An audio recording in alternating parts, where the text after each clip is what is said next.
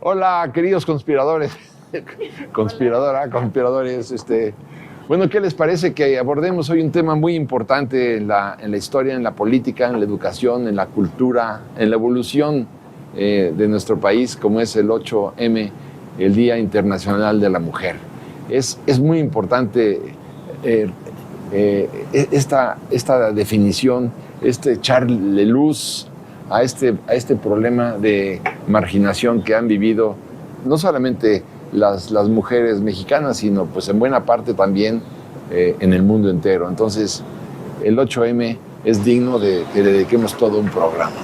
El 8 de marzo, Día de la Mujer, en realidad es recordar, conmemorar todo aquello que está pendiente para millones de mujeres que a lo largo de la historia sí, pero actualmente también no se tiene ni por mucho, está muy lejano acceder a todo lo que tendrían derecho las mujeres en un 2022. Y entonces a mí me parece importante, no nada más que sea un día, sino todos los días visibilizar esos problemas que de verdad son llagas súper abiertas, no nada más en México, sino en todo el mundo. Y en México tenemos gravísimos problemas heteropatriarcales, mansplaining, todo aquello que tiene que ver con acoso, violencia, muerte. Por fin se han reclasificado en los juzgados los delitos de feminicidio, pero falta muchísimo por hacer. Y yo creo que ahora que es el 8M ya en un par de días, lo importante también es saber cómo contar la historia a partir de ahora o de estos tiempos con respecto a la historia femenina, porque por momentos parece que queremos encontrar los mismos elementos que se han encontrado en la historia contada, digamos, por los hombres, en el sentido de las mujeres. Es decir, a fuerza queremos encontrar el Miguel Hidalgo en mujer, o el Juárez en mujer, o Madero en mujer, y no, hay que contar, de hecho, la historia de manera diferente. Pero de eso hablemos, ¿no? Claro, salud. Yo sí brindo por las mujeres. Salud.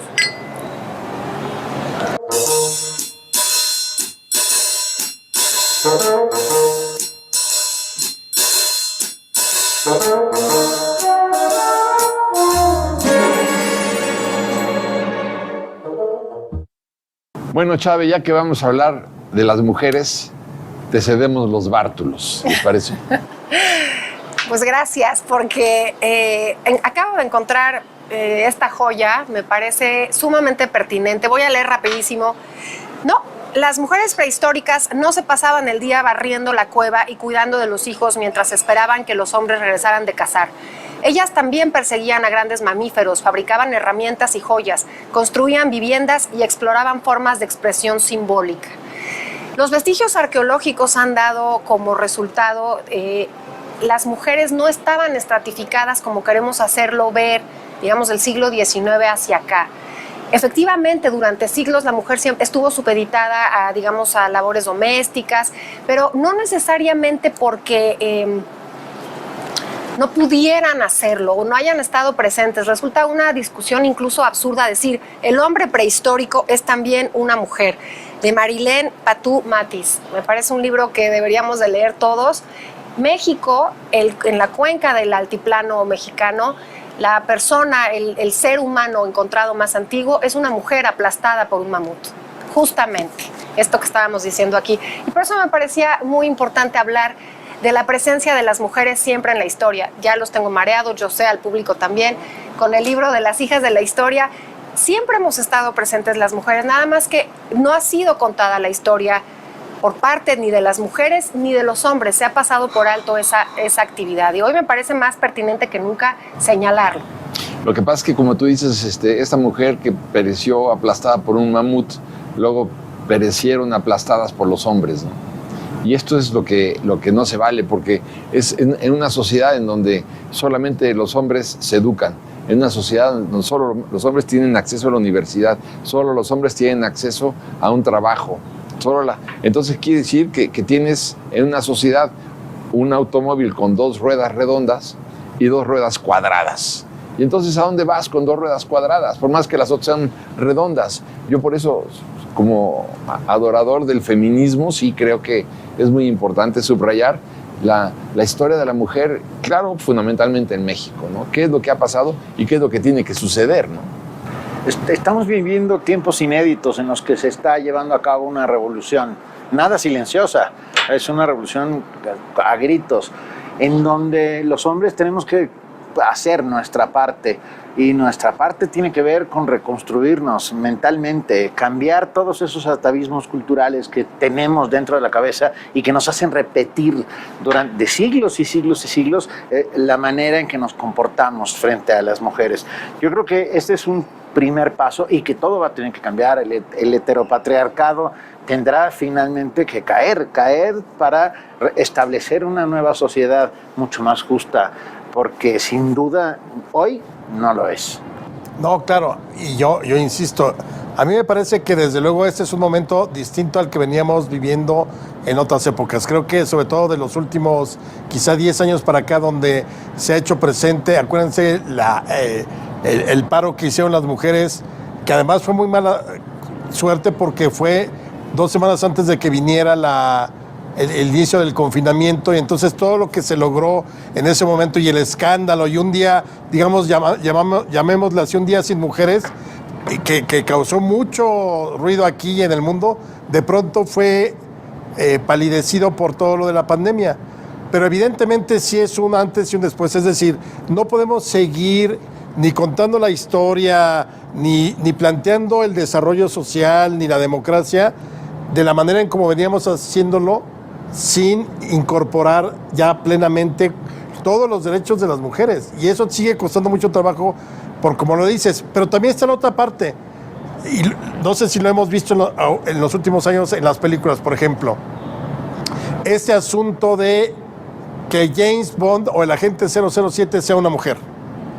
Que haga la película de los cazafantasmas con mujeres.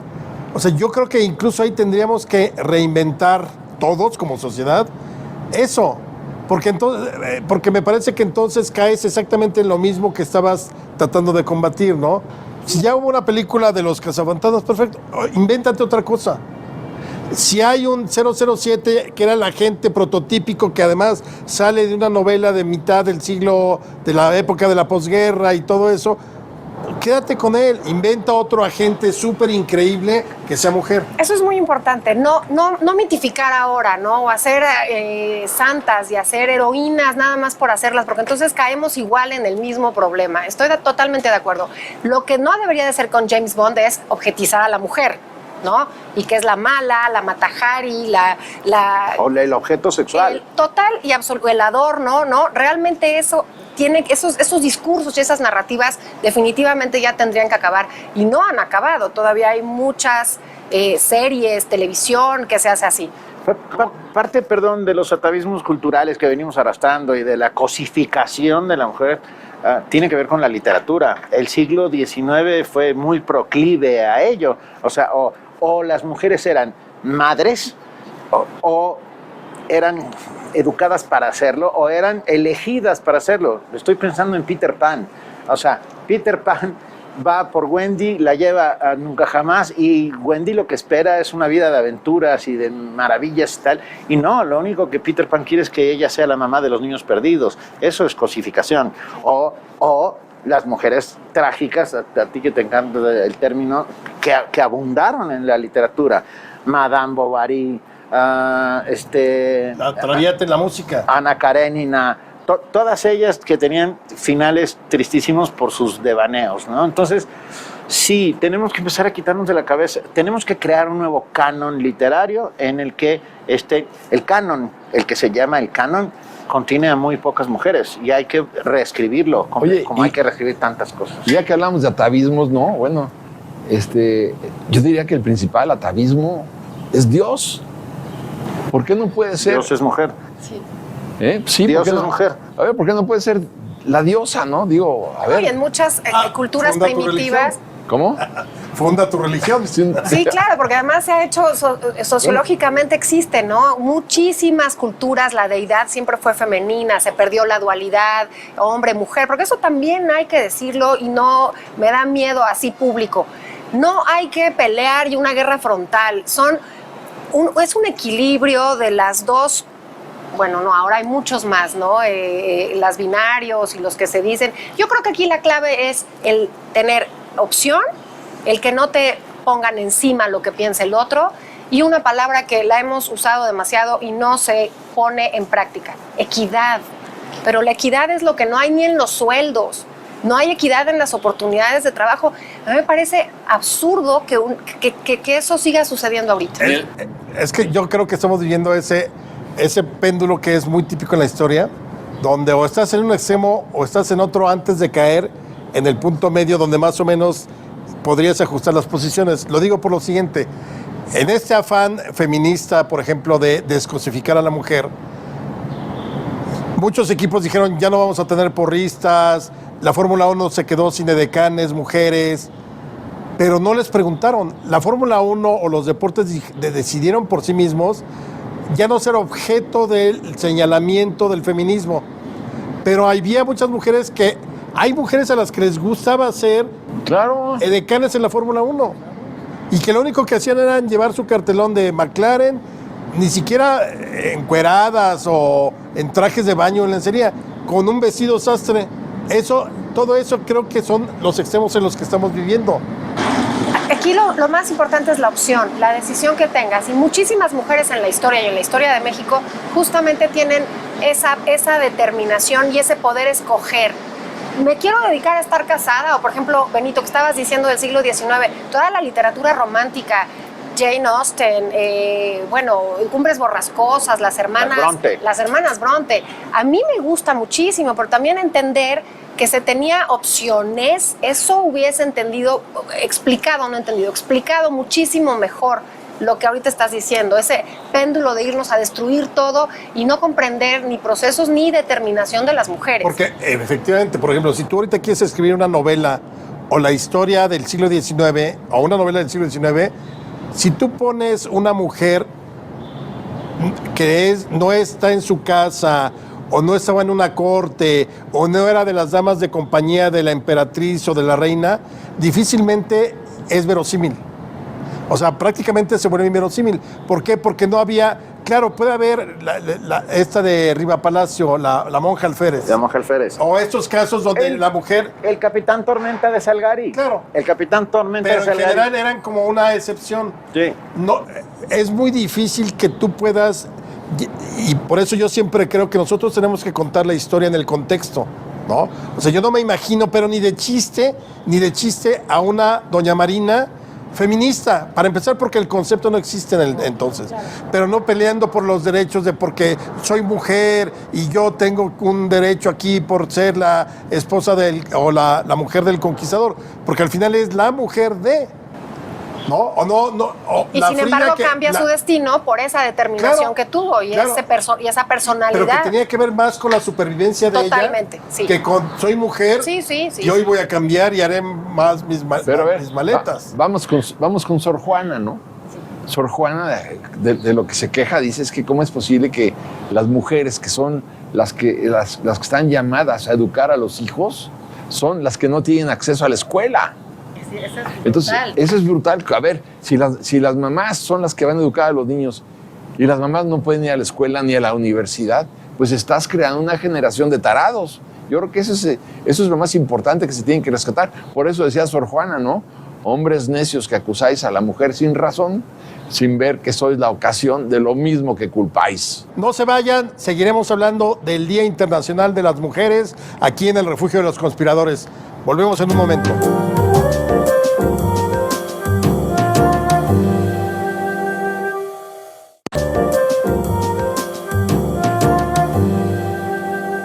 Tenemos un hashtag, se debe celebrar. Hay que recordar que el 8 de marzo es una fecha significativa porque el 8 de marzo de 1857 salieron los trabajadores textiles a la ciudad de Nueva York con flores en las manos a protestar por las jornadas infrahumanas de 20 horas, por el trabajo infantil. Y bueno, es el principio de un movimiento que hoy se ha convertido en algo mucho más importante y grande y las voces se están escuchando cada vez más poderosamente. Claro, y se han hecho muchos avances, porque ese siglo XIX que empezaba con el sufragismo, muchas mujeres mueren, muchas mujeres empeñan la vida en lograr esa equidad, esa igualdad.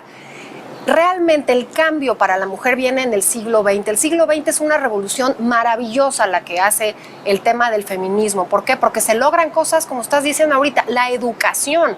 Se logra que una mujer pueda ir a la universidad. No puedes creer que Sor Juana, con ese edificio literario, con ese intelecto monstruoso, no haya podido asistir a una universidad. O no puedes creer que una Antonieta Rivas Mercado, por un divorcio, de un mal amor, haya perdido el hijo, la vida, la fortuna y todo. Siglo XX ha significado para las mujeres tener derechos civiles, digamos, poder votar, increíble que votaran hasta el siglo XX, y tener derechos sociales, divorcios, pensiones, igualdad laboral de horas, pero no se ha alcanzado todavía muchísimas cosas. La seguridad de estar, de vivir. Un gran momento de esta revolución es la revolución sexual de los 60 Sin duda. con la aparición de la píldora anticonceptiva, porque la píldora anticonceptiva hace que la mujer tenga derechos sobre su propio cuerpo. Por su decisión. Eso es un salto cuántico a una lo revolución moral tremenda. Por supuesto. Absolutamente. Absolutamente. La historia tiene muy bien el rastro de eso. Pero fíjate, un dato de la Universidad Nacional en el año 2012, el 51% de las mujeres de la UNAM, de los estudiantes, eran mujeres. Pero lo más curioso es que las mujeres son las que tienen menores índices de reprobación académica. Son las que más se llegan al final de sus Las que estudios. llegan sin tantas materias reprobadas en comparación con los hombres. Y aquí hay un tema bien interesante. A más educación, a mayor nivel educativo, más es muy importante subrayar cómo se desploma la explosión demográfica. Mientras las mujeres estudian, se capacitan, tienen licenciaturas y tienen doctorados, tú ves cómo se desploma el crecimiento demográfico, que estábamos en el 3 punto y pico y llegamos a tener el 1.8. ¿Por qué? Porque las mujeres ya no son objeto, ya no se someten, entonces viene una revolución económica en todo eso también. Y a pesar de eso siguen siendo asesinadas, Sí. acosadas, violencias laborales, domésticas. Pero fíjate, Benito, que lo que está diciendo a mí me llamó la atención y caí en esta conclusión que quiero compartir con ustedes. A más educación, los hombres se sienten más retados. Sí, decir, ¿cómo es posible que me contradigas? Tú tienes que estar, como decían en la Revolución, en un rincón, como las escopetas, en un rincón y cargadas. ¿Cómo te atreves a contradecirme? El origen, en buena parte de la violencia, no sé si estén de acuerdo, viene por la superación académica, intelectual y educativa de las mujeres. A mí me parece fantástico porque estás rompiendo con una aparente ley natural de la sumisión de las mujeres eternamente. Claro. Y no, justamente los siglos de historia han demostrado que no. Además, también hipócritamente, periodos históricos donde esa sumisión en las guerras, ahí no. Las mujeres con carne, con sangre, con sus hijos, con sus propias vidas, entrándole a las guerras de una manera equitativa, ¿no? Y sin embargo, en los periodos de paz, regrésate a la exclusión, regrésate a las vejaciones, regrésate a la discriminación.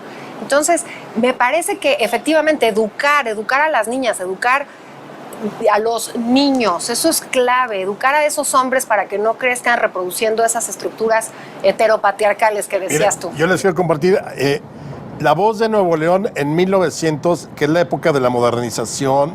Finalmente seguían siendo muy conservadores y sobre todo el asunto de una mujer que en cosas tan simples como andar en bicicleta, por ejemplo, o utilizar la carriola, que empezó a utilizarse, eran consideradas cosas como de marimacho. Entonces, un editorialista de La Voz de Nuevo León dice, el marimachismo es la última carcajada de Mefistófeles de este fin de siglo contra la pobre Margarita de estos últimos tiempos. Se ha planteado a gran escala en el traje, en el sport, en el arte, en todo. ¿Con qué gesto tan despreciativo miran a las que todavía se visten de mujer? Dice Y luego dice, si la mujer de fin de siglo reclamara para sí más protección, más consideración, más educación intelectual y moral, harían muy bien. Pero el caso es que reclama su completa igualdad con el hombre y su absoluta emancipación, y eso ya es otro cantar. Y no lo firma, ¿verdad? No, Porque es un hombre, claro. Pero fíjate, por ejemplo, tiempos oscuros y violentos en los que estamos viviendo, el COVID, por ejemplo, el COVID ha provocado que la violencia contra la mujer crezca, porque los abusadores están encerrados dentro de la casa con las abusadas. Tenemos que cambiar todo. También está cambiando el lenguaje contra los dinosaurios de la Real Academia Española, ¿no? Que se rehúsan a cualquier cosa que les mueva sus estructuras mentales heteropatriarcales y salvajes. Y que sería muchísimo más efectivo que no nada más quedara en papel. Me parece muy inclusivo, yo estoy de acuerdo. Me gustaría mucho más que políticamente sucedieran las cosas y que en realidad eso que empezaron a abrir las mujeres y que se empezó a aflojar a principios del 20, que fue la representación política, realmente se lograra. Si tú tienes mujeres golpeadas en la pandemia, es por el miedo que a lo mejor salir al mundo no les va a alcanzar económicamente. No hay equidad. A mí me parece que eso es fundamental.